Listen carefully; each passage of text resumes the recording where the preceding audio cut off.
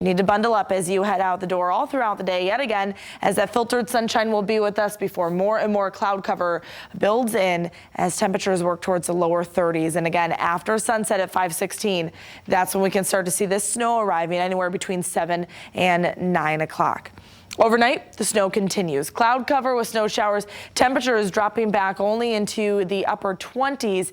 And then tomorrow morning for your morning commute, this is when you need to give yourself that extra time. Things can be a bit messy. We're going to pick up a quick couple of inches here for snowfall, especially for you folks along and north of I-96, because you'll notice as we move this future track forward, you stay with snow overnight and through much of the morning. But notice south of I-96, there's a lot of this pink coloring.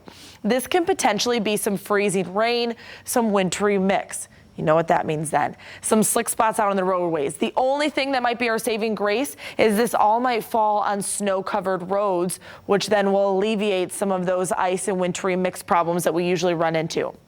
So again, we'll have to see how the morning pans out, but you need to give yourself extra time. It can be a bit of a messy morning commute. This wintry mix continues into our late morning hours for many of you south and along of I-96. Snow still pumping north.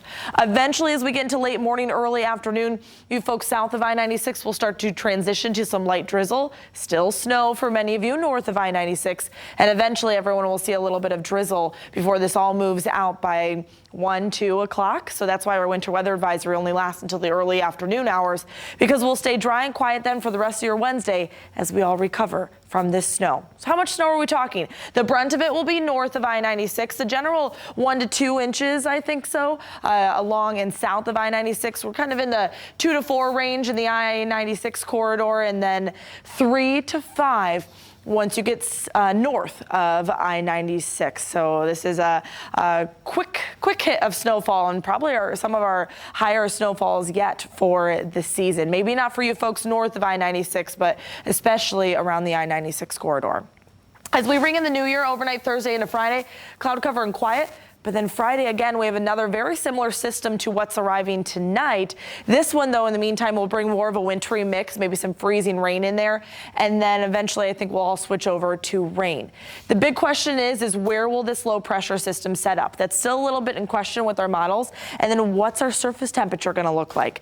That will really give our better picture of how much freezing rain, how much wintry mix, and eventually rain we'll see. So check back for updates throughout New Year's Day. And then even into Saturday, we can get a bit of that wintry mix and snowfall. But much of January looks on the mild side. The next 8 to 14 days, the Climate Prediction Center is putting us in above average temperatures. So here's the first 3 days of your 7-day. 37 tomorrow, 33 on Thursdays. We ring in that new year, then we'll work towards 37 for New Year's Day. Again, check back with us for updates. But the first weekend of January, not that bad. Sunday, definitely the better day than Saturday.